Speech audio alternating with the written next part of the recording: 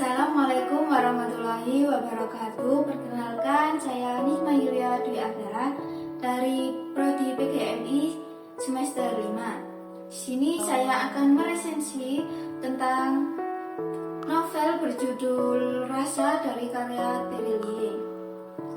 Rasa menjadi salah satu novel remaja yang dapat menambah perspektif tentang ayah. Meskipun secara garis besar novel ini adalah cerita lika-liku kehidupan seorang remaja, tapi sang pengarang menyuguhkan pandangan lain, sehingga novel ini pun berhasil dapat menambah pengetahuan sisi lain karakter seorang ayah. Lantas, seperti apakah cerita dalam novel Rasa karya Terilie ini? Yuk kita bahas bersama-sama.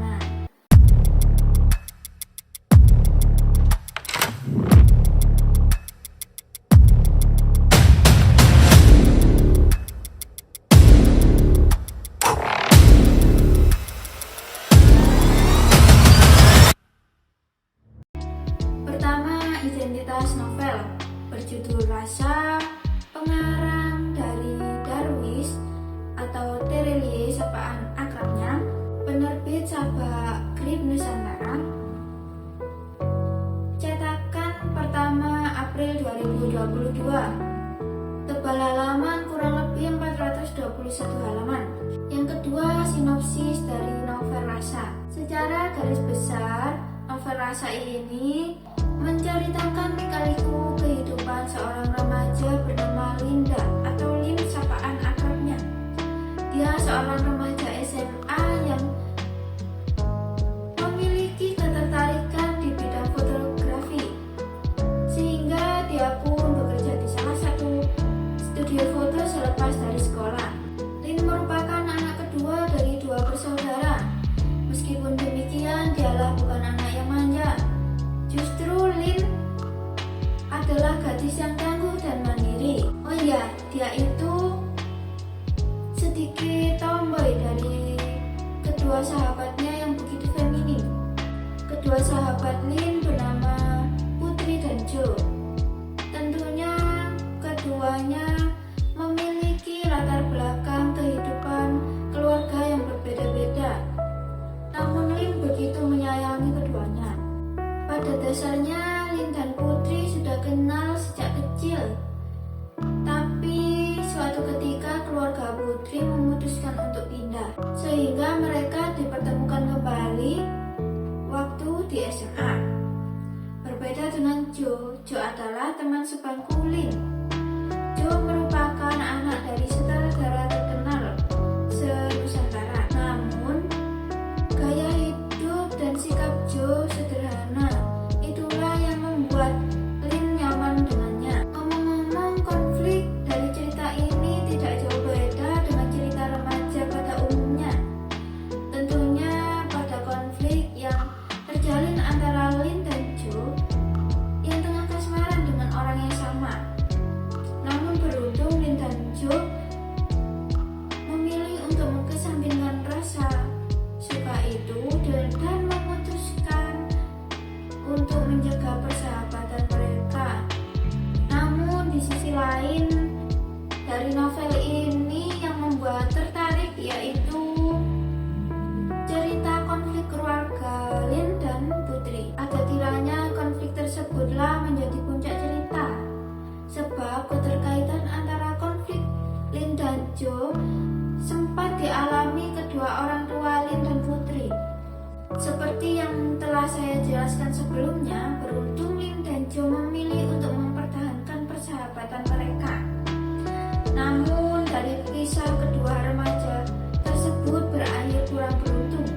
Ayah Lin yang pada awalnya memang sudah tidak mampu untuk mempertahankan tanggung jawabnya sebagai seorang kepala keluarga, akhirnya berencana untuk bercerai.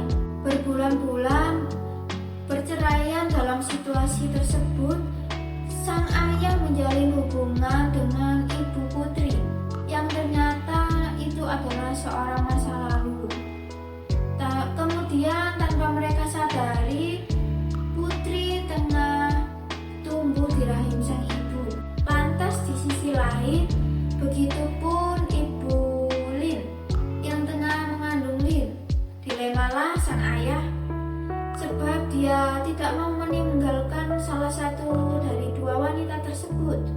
Hingga pada akhirnya si ayah memilih untuk menyembunyikan identitas putri dari Lin yang kala itu tengah tinggal di lingkungan sekitar Lin.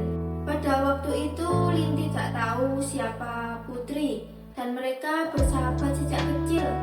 Hingga akhirnya putri dan sang ibu pindah karena tidak kuat menahan batin hidup secara bersembunyi-sembunyi. Lantas sekembalinya putri ke lingkungan Linda adalah sebuah permintaan dari sang ibu yang tengah sakit kritis. Dia ingin memberikan penjelasan pada Lin, begitupun sang ibu. Ya, lebih tepatnya ingin meluruskan permasalahan yang selama ini terjadi. Meskipun Lin sempat menutup hatinya untuk situasi tersebut, beruntung lambat laun Lin mau berdamai dengan kehidupannya. Lin berupaya menerima kehadiran putri yang tak lain kini adalah saudara tirinya. Demikian pula sebaliknya. Sehingga pada akhirnya novel Rasa pada season kali ini berakhir dengan happy ending. Kok season kali ini? Sebab sang penulis memberikan sapaan perjumpaan di Rasa 2. Ya, sebenarnya ada beberapa hal yang ingin saya sampaikan mengenai novel ini. Yang pertama, dari segi tampilan buku yang menarik dan bagus. Covernya juga mendeskripsikan isi cerita dan karakter yang ada dalam novel ini. Terdapat sebuah meja yang di atasnya terdapat barang-barang yang berserakan.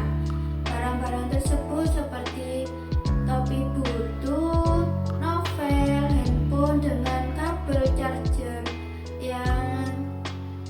serta handset yang menancap, sebuah buku novel berwarna hijau, alat tulis, penggaris, serta buku notes yang dalamnya terdapat gambar-gambar bangun ruang, rumus-rumus, dan gambar random lainnya, serta chip dan USB dan lain-lain.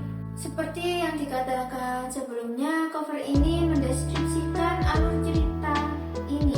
Kedua, mengenai karakter seorang ayah. Ayah di sini tidak bisa terbuka kepada keluarganya, entah karena tidak ingin menyakiti satu sama lain, sehingga konflik tersebut membuat karakter tokoh begitu antagonis dan tidak berperasaan. Yang ketiga, Miss Lei, yang penggarapan karakternya di sini sebagai guru BK kurang matang dan mendalam. Entah karena saya sudah membaca keseluruhan dari novel ini, namun bagaimana cara Miss Lei mendamaikan Lin dan Putri sepertinya menurut saya kurang mendalam dan terkesan tergesa-gesa. Yang keempat, tentang season Rasa 2. Apa memang dibutuhkan? Menurut saya sudah tidak perlu ada penambahan alur dan konflik cerita baru. Bahkan penyelesaian pada novel ini begitu baik, namun saya tidak mengerti kenapa masih ada kelanjutan ceritanya. Apa ada hal yang belum terpecahkan oleh sang penulis dalam kisah kali ini? Ada kalanya mungkin memang tergantung sesuai selera ya.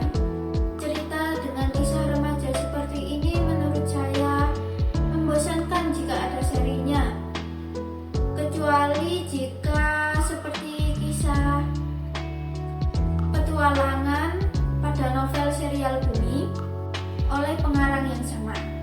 Meskipun demikian, tidak salahnya untuk kita penasaran dan menyukai genre ini. Mungkin memang ada kesan yang berbeda.